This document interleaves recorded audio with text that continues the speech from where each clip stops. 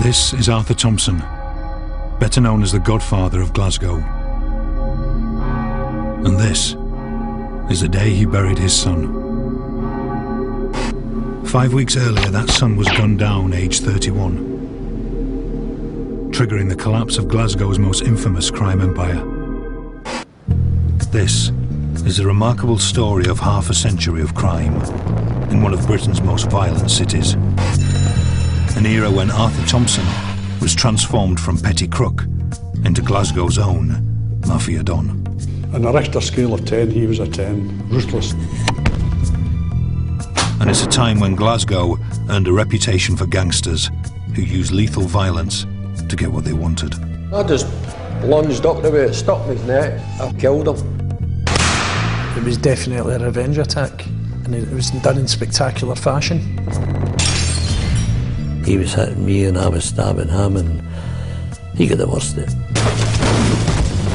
It's also the story of how Glasgow tried to shake off its violent past.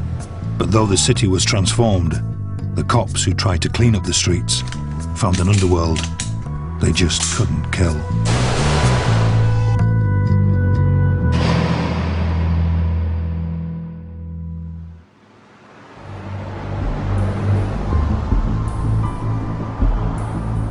There's more than one Glasgow. There's the Glasgow of today, business centre and tourist hotspot. There's the Glasgow of official history, dubbed the second city of empire because of its size and international importance. And then there's the dark underbelly. An image of Glasgow as a violent city took hold in the 20s and 30s. Chronic overcrowding and poverty, made worse by the Great Depression, produced a subculture of warring gangs.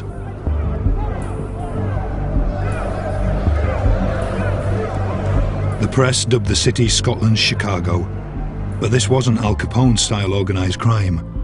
Not yet. Into this world emerged two men who would take the blueprint of the Glasgow hardman and turn him into a crime lord. They were Arthur Thompson and Walter Norval. Walter Norval would become Glasgow's first godfather. His life of crime started in the late 1930s. I had to thieve to survive when I was young, because my ma had to go out and work, and if I had to get something, I had to steal it. She couldn't afford it, and that's the way I grew up. I was a thief. Norval grew up in a tenement on the Glasgow Road as Glasgow limped through depression, then wartime austerity. Money was scarce, but Norval saw two ways to get it: thieving and fighting. There was a lot of fighting men down here when I was young. They made their money off getting money out of bootmakers, and they were the men then. They were the people we looked up to. We wanted to be like them, you know, grow up and be the same as them. Throughout his teens, Norval served as apprentice to the local fighting men, running errands for them. Then, aged just 17, he took his first steps into serious crime. Norval headed into town with a gun in his coat and robbery in mind. When he spied a shop girl closing up this tobacconist's, he made his move. And I saw the lassie pulling down the blind in the window, so I just ran across quick. And I just pulled out the gun and I said to her, right, get her there. And we robbed it. And it was so easy, because you didn't hurt anybody, you just spoke to them and they gave you the money. Though Norval was caught and sent to Borstal, this would-be godfather had made his first big move up the criminal ladder. Meanwhile, a couple of miles away, there was another young criminal on the make. A man who would come to dominate Glasgow crime. Arthur Thompson.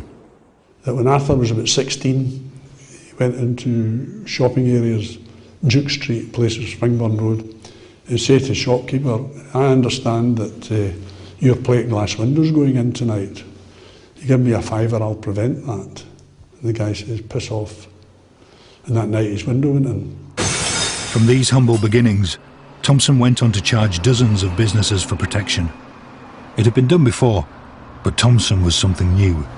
He was systematic, ruthless, and always open to new ways of making money. In the early 50s, there was one particularly eye-catching crime for the ambitious young criminal: safe blowing. A lot of skill involved in safe blowing. You've got to get the proper amount of nitroglycerin, etc. You've got to know what you're doing. Many banks had barely changed since the 19th century, and their safes were no match for modern explosives. Thompson and his gang took full advantage. They broke into banks, blew safes, and fled with the cash.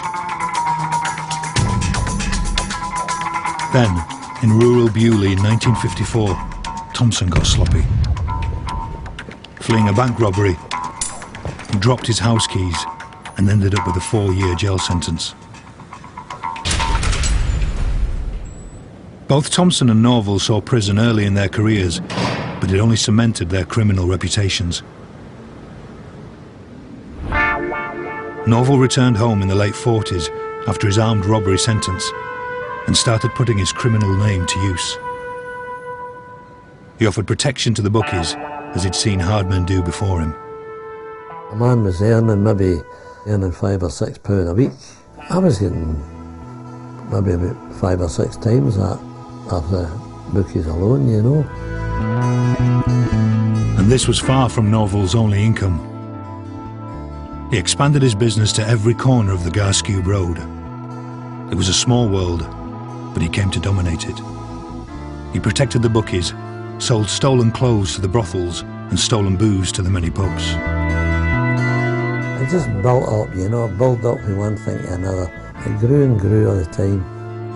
By the early 60s, the former slum kid was rolling in it, enabling him to buy a holiday home for his growing family. Yet Norval's good living depended on one thing: his reputation as one of Glasgow's toughest men. It was a title that Norval needed to defend. I only fought with people who wanted to fight with me. If they wanted to come and take your crap, you have to try and take it. Mick Gibson was a young man trying to carve out his own criminal reputation. His method? Challenging the local big man. He says, I heard you could fight. He says, I always wanted to try you out. I said, well, please yourself, let's do the back. So we went down the back. Of course, the fight, I got on top of him. As I went to pull my head up, he must have his teeth in my ear. And as I heard the rip, I had a knife in my back pocket. I says, you'll not do that again. I just pulled it out and I tried to take his eyes out. I caught him below the eye and above the other eye.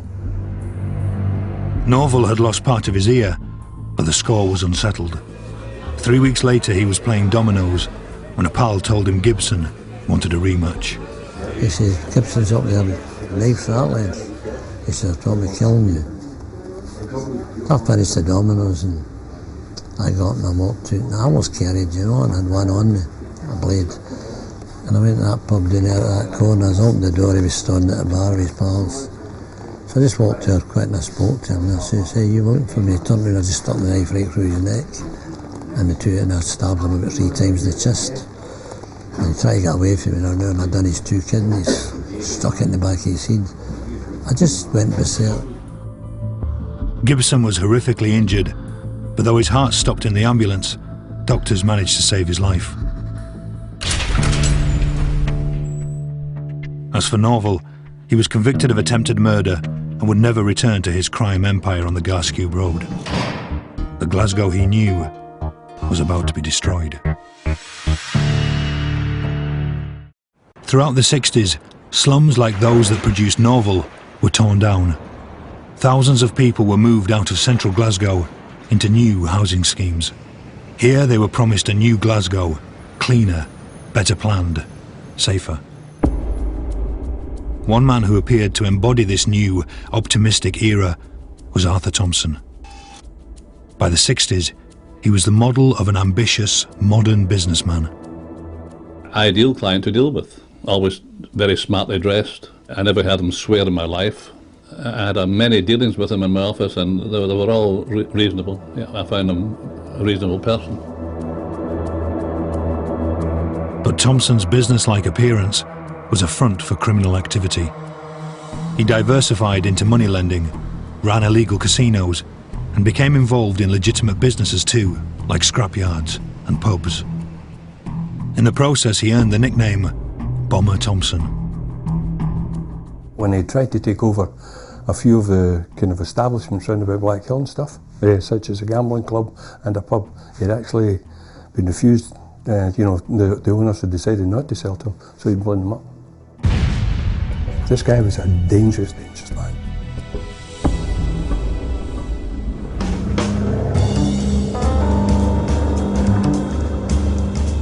The police needed new methods to keep tabs on serious criminals like Thompson. Employing the latest technology, they learned just how far his horizons now stretched. He was one of the first who was subject to a telephone tap. So this telephone tap showed he was in contact with the Krays, and he actually flew down to London, took the business flight down in the morning to do some business for them. He was an enforcer, so he would either be harming somebody very badly or perhaps killing them. That was the level that Arthur Thompson worked at in these days. Arthur Thompson was now widely feared throughout Britain's underworld. Few dared mess with him or his business interests. But in May 1966, two men argued with a bookmaker under Thompson's protection over just a few pennies. Within half an hour, both were dead.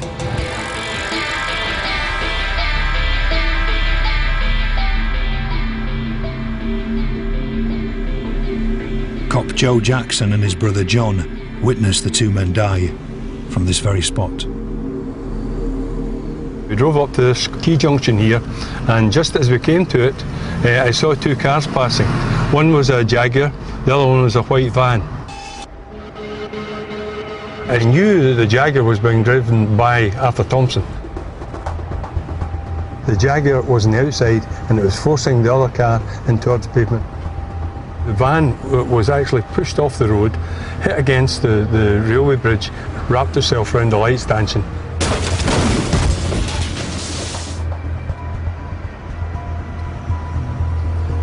I ran up towards the car, which was here, and there was two guys still in it, and they were obviously dead. There was no doubt in my mind what I'd seen was a murder, a double murder, and this is caused by Arthur Thompson. There's no doubt about that. The two victims were James Goldie and Patrick Welsh. Killed, police believed, for simply challenging a bookmaker whom Thompson protected. Thompson was charged with culpable homicide, and Joe Jackson and brother John were now the key witnesses in a case against one of Glasgow's most feared criminals. In other words, they were now in personal danger. I got a phone call at home from CID telling me that information had been received that Thompson intended to bomb my house and the house of my brother that night. So this was very unusual. It never happened before. Fearing an attack, Jackson moved his wife and daughter out of their home. 3 months later, a bomb went off, but Jackson wasn't the victim. On the 22nd of August 1966, dynamite was attached beneath Arthur Thompson's car. The following day, he offered to drive his mother-in-law home. The moment he indicated to pull out, the bomb was detonated. Thompson's mother-in-law died instantly, whilst Thompson escaped virtually unscathed, physically and mentally. If there was an effect on him, it wasn't noticed by me, or indeed by his family. I think they took the matter very well indeed. So who had planted the bomb?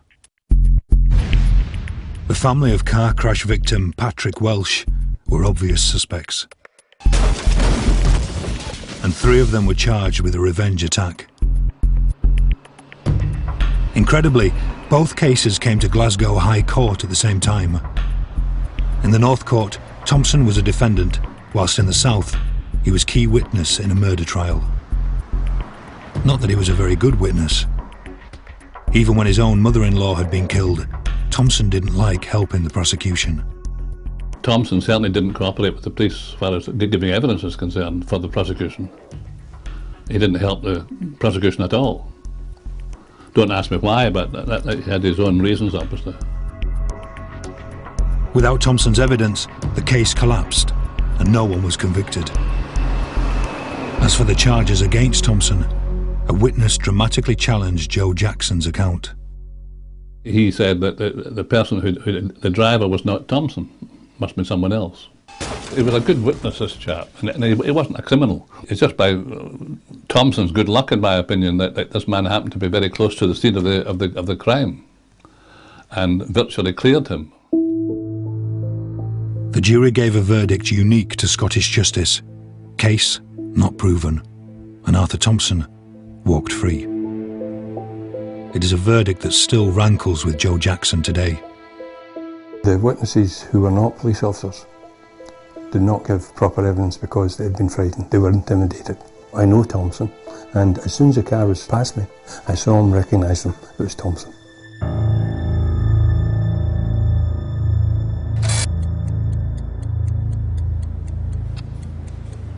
By the late 60s, Glasgow had been transformed. Gleaming housing schemes had replaced many of the old slums. Yet the city's crime problem proved harder to eradicate. The city ranked amongst the world's most violent, and in 1969, a succession of shocking events reinforced the view that Glasgow spelt violence. There was Bible John, a serial killer who murdered 3 young women after nights out at a Glasgow dance hall. He would never be caught. There was the elderly Rachel Ross, beaten to death by masked burglars in front of her terrified husband. And then there was James Griffiths, a suspect in the Ross murder who went berserk when police tried to arrest him at this flat. Armed to the teeth, he fired shots at his arresting officers, then took pot shots at neighbours and passers-by. Next, Griffiths set off on a mad shooting spree across Glasgow. He drove to this pub, where he shot drinker William Hughes dead. He then made for Cay Street and raced to the top of a tenement. Les Brown was one of the first cops on the scene. And he blasted the bottom half of the door with a shotgun and just crawled through. The door's still intact, or still locked. He proceeded with a rifle to fire shots out of the front into Cay Street and out the back window, the rear window of the house, to a playground swing park. Police laid siege outside, then sent in 2 brave cops with guns, Ian Smith and Malcolm Finlayson. Went up to the top flat, and as they're standing at the door, James Griffiths appeared in the hallway, and he could see their legs. He knew there was 2 guys standing there, and as he lifted the gun to shoot them, Finlayson fired his revolver through the letterbox, and the bullet hit Griffiths in the shoulder and ricocheted straight through his heart and killed him. Good shot. The death of James Griffiths was a defining moment in Scottish crime. It was the first time a policeman had shot and killed a suspect. The game of cops and robbers had become deadly serious. As stories of shootings and serial killers grabbed the headlines, Glasgow was witnessing a more widespread violence problem. Street fighting gangs were back. The infamous gangs of the 30s had been products of the slums, yet many of the new gangs sprang from shiny housing schemes. Perhaps modern homes were not the cure-all planners hoped for. Hugh Collins was one gang member and embodied a culture of ingrained street violence. We always carried knives, always. If you didn't carry a knife, there was something wrong with you. Collins was the son of an armed robber and renowned hard man. and as a teenager formed his own gang.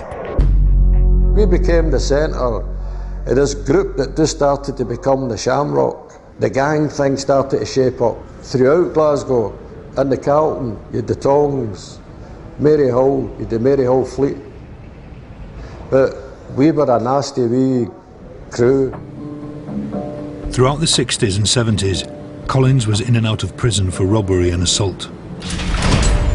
But in a chaotically violent world, he stood out as a chaotically violent man. There was a couple of people that had names. I've done them. Just for the slightest excuse, just I either stabbed them or slashed them and went, get to this is my pub, you know, that kind of thing.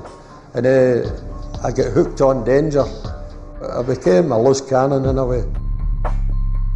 Collins's behaviour began to alienate even his own gang, and they decided to teach him a lesson with a brutal ambush. I just saw his face coming out of a doorway. He done a cross thing with me, with a razor, a butcher's cleaver, whacked me right in the jaw, got me up the back of my ear to there, and my jaw broke a bit of the teeth. I've heard all my teeth crunching. Collins went in search of revenge. He headed to a city centre bar where his former pals were drinking. With them was Bill Mooney, a member of a rival mob who'd become friendly with the rest of the Shamrock. Though Collins only knew Mooney vaguely, in this world being in the wrong place at the wrong time could be deadly. When I walked in, the place was jam-packed. Collins and his ex-gang were tooled up and primed to fight each other. All they needed was a trigger. A tumbler flew by me and I just went, this is it. And as Mooney went into his jacket, I just grabbed his arm and it just fell into my hand, the bowie knife. No, and I just lunged up the way it stuck in his neck. You don't want to really kill people. You think you do, but you're horrified with what you've done. I still get bouts of guilt and I go, I took that guy's life, he might have had kids. Hugh Collins was sentenced to life for the murder of Bill Mooney. In many ways, he was a throwback to the Glasgow hardmen of the 30s and a forerunner of the gangs of today, a man out to make trouble rather than money.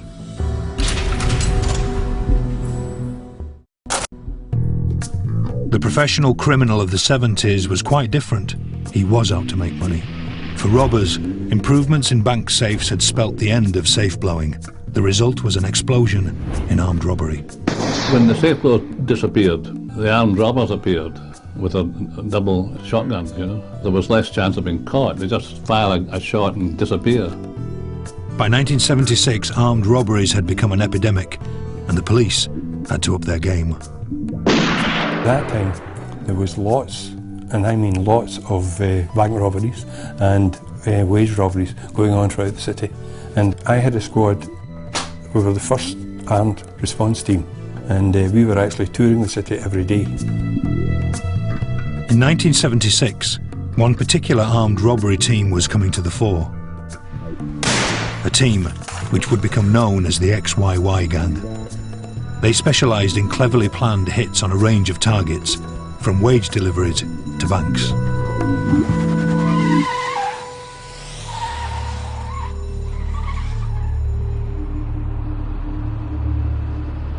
Detective Graham Pearson responded to a trademark raid at the Milton Post Office. That morning a post office van pulled in here, and as soon as he'd removed the mail sack containing the cash, they came forward with their shotguns and held him at the pavement. Having got the sack of money, they then made off at high speed with the cash. That day, the XYY mob took 7 grand. This was far from a one-off. 17 grand was snatched from a wages delivery to hospital, 3 grand from a savings bank. This team wasn't interested in one-off spectaculars, but regular paydays. Ordinary decent people were being subjected to extreme violence and threats with shotguns. And each week we were out and about looking for the next target. Police trawled their informers, desperate to uncover the mastermind. Then, After nearly 3 years of raids, police started to hear one name in particular, 49-year-old Walter Norval. Norval had moved with the times. After his old world was torn down, he started again in the new housing schemes. He recruited young hardmen and turned them into a gang of armed robbers. Norval focused on planning, leaving others to get their hands dirty. To this day, he distances himself from his crimes, despite his convictions. And yet, he knows a great deal about a man he calls the boss. The guy that planned them always went and looked at the place for days, watched when money was getting delivered, and watched when it was the quietest time to do it. And what made the getaway? Always planned the getaway, so he did. That was the boss. Though his robbers went armed, Norval claims they took great care not to hurt people. I always used to say to the lads, don't ever hurt anybody in these things. They're only people like yourself that's earning a living. Frighten them, make a noise. And that's what they done, just made a heavy noise, threats. That's what needed. Norval and his gang may have seen themselves as sensitive armed robbers, but their victims thought otherwise. They went through a dreadful time. They'd had guns pushed in their face, they'd been sworn at, they'd been assaulted, punched and kicked and pushed around and threatened. It's only a matter of good luck that nobody was killed. Though the police suspected Norval, they lacked firm evidence, and the raids continued into autumn 1977. Then, out of the blue, one of the gang, Phil Henry, was arrested on a post office robbery, and he shocked cops by turning supergrass. He gave a voluntary statement detailing who was involved in the gang, what they did, and as I say, gave us some evidence to back that up, physical evidence. Henry took Pearson up to the old Kirkpatrick Hills outside Glasgow. There they recovered Norval's sawn-off shotgun and thousands of pounds. Norval's heyday with the XYY mob was coming to an end, thanks to Phil Henry. Phil Henry was a rat. He harassed all his pals, and that was to save his own skin. Nothing but a piece of shit. With Norval's arrest, Glasgow's epidemic of armed robberies came to an end.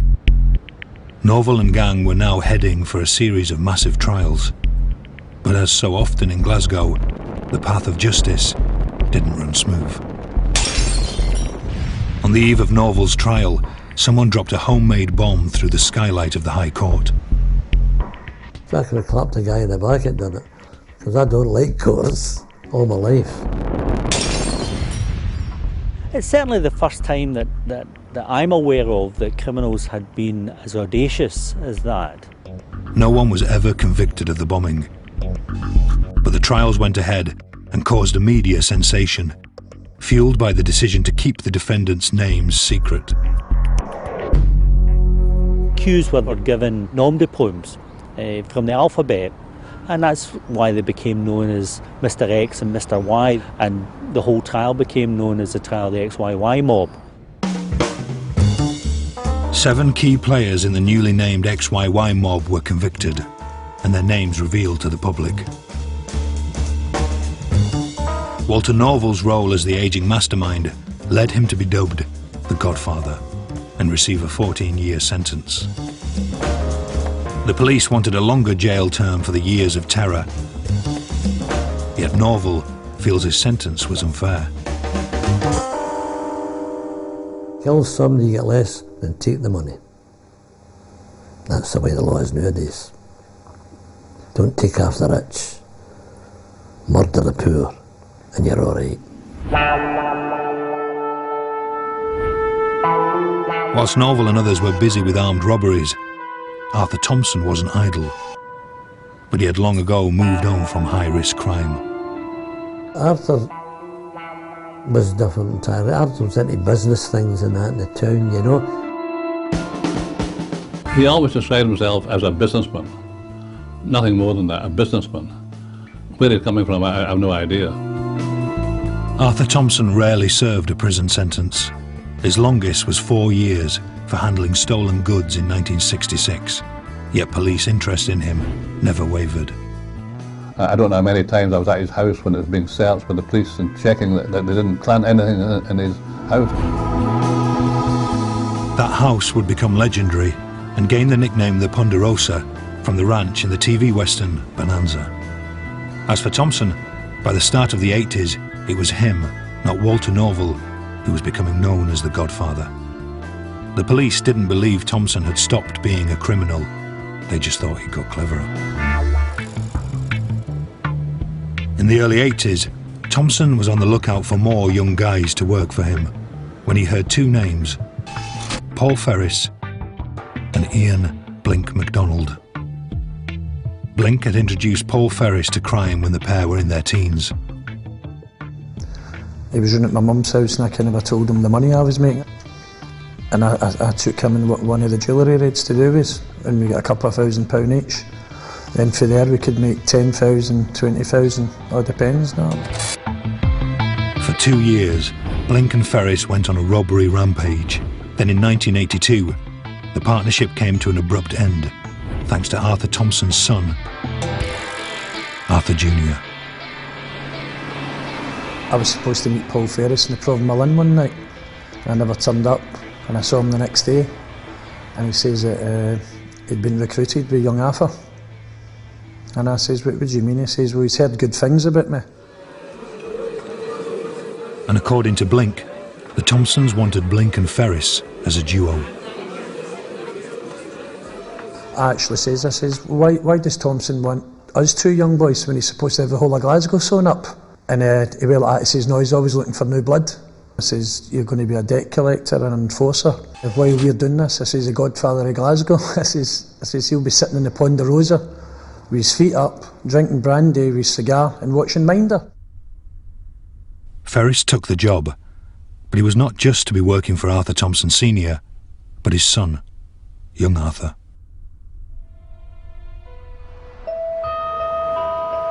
As Ferris and Thompson Jr. set out on their criminal career, one of the most tragic episodes in the history of Glasgow's underworld was about to take place. And it was all about ice cream vans. Glasgow's idealistic town planners had made a few mistakes with the new housing schemes. They became known as deserts with windows because of the lack of facilities, especially shops. Some canny ice cream van drivers started selling bread and cigarettes alongside the lollies. By the 80s, the vans were everywhere and criminals were muscling in. Lewis Scooby Rodden was one of them. To go into the ice cream vans, that was just, you were getting cash all the time. A lot of people used to go into Glasgow city centre, steal everything and sell it in ice cream vans. A big thing in the days was cases of cigarettes. It didn't matter what area it was, everybody would buy cigarettes. If you're talking about over the week, $2.5 grand in the early 80s was big money. So you're prepared to fight anybody for it. And big money meant big competition in some of Glasgow's poorest areas. If I had 3 streets, you had 3 streets, my pal had 3 streets, but if anybody came from another area and tried to move into the 3 streets, that was a whole new ball game. Huh? That was your ice cream war. In 1983, the war became serious when a driver was stabbed in the head. In February 1984, another driver, Andrew Doyle, had his van shot at. Police set up a unit to calm things down, and he got the nickname the Serious Chimes Squad. But this was no joking matter. On the 16th of April 1984, someone set fire to the home of ice cream van driver Andrew Doyle. That night, 3 of the Doyle family died, including an 18-month-old child. 3 more family members, including Andrew Doyle, escaped, but all 3 died in hospital from smoke poisoning.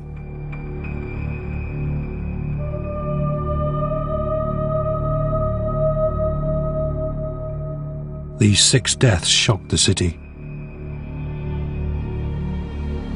2 men were eventually convicted of murder, only to be acquitted and freed on appeal 20 years later.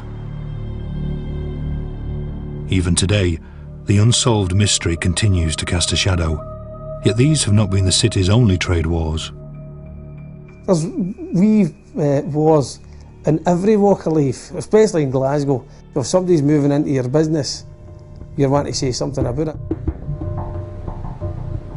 Over the past 30 years, feuds over security, taxes, and even window cleaning have sparked violence. But all these trade wars paled in comparison with what was rapidly becoming the underworld's #1 trade: drugs. By 1983, the Glasgow region had one of the worst heroin habits in Britain. The Thompsons were keen to control a share of the trade, and this time Arthur Jr. was leading the way, though he lacked the formidable business skills of his father. Possibly the worst thing that happened to him was the fact that he was called Arthur Thompson, because he thought he would follow his father in his perhaps notoriety. But it's pretty brainless and disappointing. It must have been disappointing to his father as well. The police started to hear about young Arthur, including Joe Jackson, now the head of Glasgow's crime squad. One deal that would become infamous involved Thompson Jr. paying 30 grand for a bottle of liquid heroin, only to be surprised by its contents. It was a bottle which looked like clear liquid, which turned out to be clear liquid water. Being sold a £30,000 bottle of water infuriated Thompson Jr. Paul Ferris was sent in search of revenge. He later admitted stabbing one man in his car as he waited at city centre traffic lights and stabbing another in a Glasgow pub. The result was increased police interest in Ferris and Thompson Jr. I had received information that the police were going to set him up, and I sent for him, and he came with his father. And I said, look, I have information from a good source that the police are going to set you up very soon. If I were you, I would get out of the country and go to Spain somewhere. Thompson Jr. ignored the advice and continued dealing heroin. Unfortunately for him, one of the men he supplied, Jonah Mackenzie, was already under police surveillance. Information came in that a car had arrived outside this house, right? And who actually was in the car and came out of the car was young Arthur and another mate going into the house, obviously to supply Jonah with more drugs. So as soon as the officers saw that, they moved in and they were taken in there. So it was a lovely catch.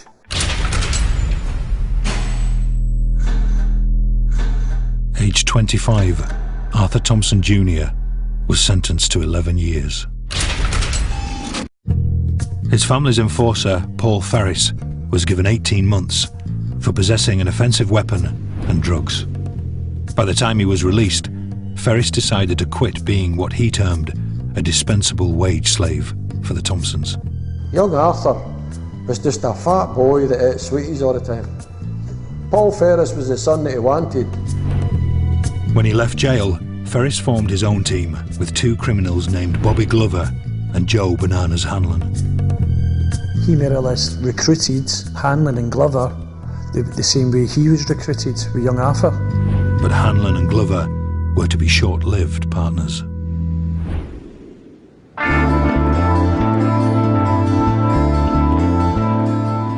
In the mid-80s, Glasgow was rebranding itself. Inspired by the hugely popular I Love New York campaign, Glasgow described itself as miles better. The campaign helped put Glasgow on the tourist map, but the underworld wasn't towing the party line. Gang violence was about to erupt around Arthur Thompson Sr. as his enemies queued up to get him. The first attack came as Thompson sat in an office at an East Glasgow scrapyard.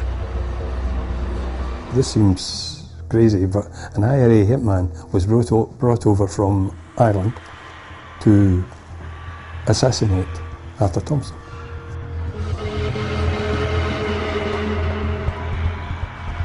When he walked in, he didn't speak, he pulled out a gun. This gun just kept coming and coming and coming, and he took this gun out, pointed at Thompson, and pulled the trigger. The gun misfired, and the hitman fled. As he ran out of the caravan, this guy turned and started firing, so there was bullets flying all over the place, right? And one of them, it would appear, struck the cobbles and fired up into Arthur's ground. Once again, Thompson refused to help the police. He claimed a malfunctioning lathe had caused his injury, and no one was ever charged.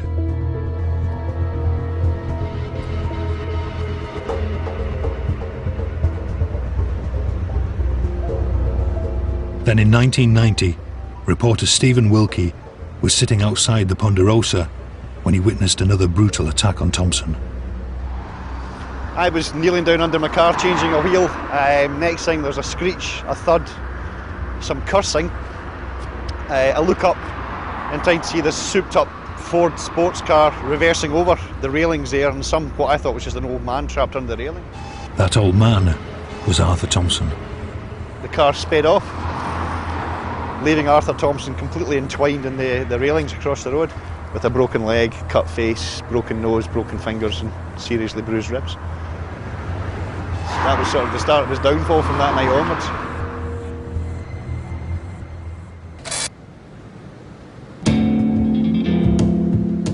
On the 17th of August 1991, Thompson Jr. was given 48 hours leave from prison to prepare for his release.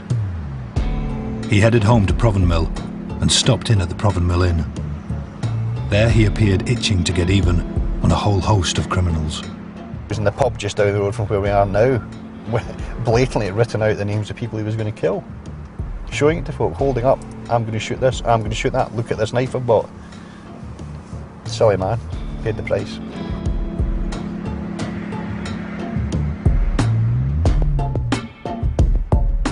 That night, Thompson Jr. called in to see his dad. His father's house was at one end of the row and Thompson Jr.'s home at the other. There was an underground passage between the two, but Thompson Jr. chose to take the short walk along the road.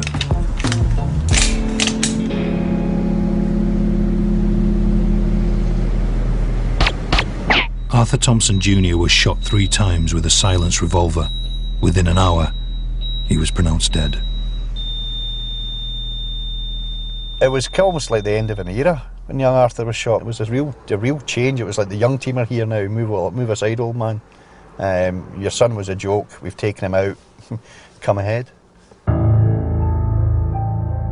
So who killed Arthur Thompson Jr.? Not surprisingly, the underworld rumour mill went into overdrive. Oh, the jail gossip was going about, I wonder who could have done this, blah, blah, blah, blah, blah, and then Paul Ferris's name was coming up all over the place. Ferris, along with Bobby Glover, was questioned about the murder, then charged with a separate violent incident. While Ferris was kept in prison, Glover was given bail. 2 weeks later, a nervous Glover phoned journalist Stephen Wilkie the night before Thompson Jr.'s funeral. He was basically a very, very scared man. The next time I saw Bobby Glover, which was less than 12 hours later, he was behind the rear seat of a car with a .22 round in his head and a .38 round in his chest.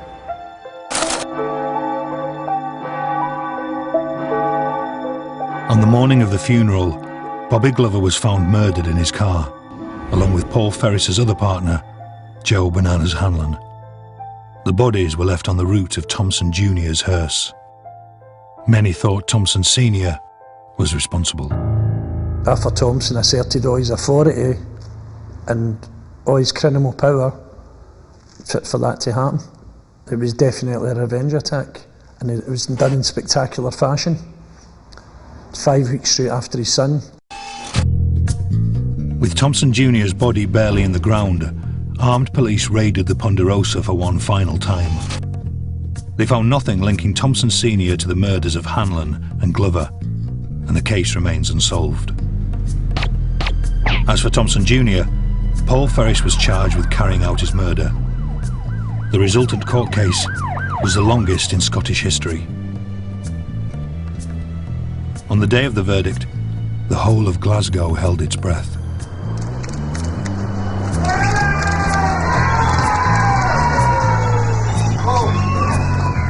Ferris was acquitted of all charges and promptly ran into the car of journalist Stephen Wilkie. he said that the only reason he came with the newspaper, he knew we wouldn't shoot him. We're non-combatants was his famous phrase. He knew that if he went away with us to a hotel, he'd at least be alive at the end of that night. Ever the survivor, Ferris is still alive today. He's now a published author with no convictions since announcing going straight in 2002. As for Thompson Sr., just 2 years later, in 1993, the Glasgow godfather died. He'd survived a car bombing, a shooting from a hitman, and a hit-and-run attempt, but he couldn't survive a heart attack. He'd never got over the loss of his son, because I think he was only 63 or something at the time. So I think he died with a broken heart, not a heart attack.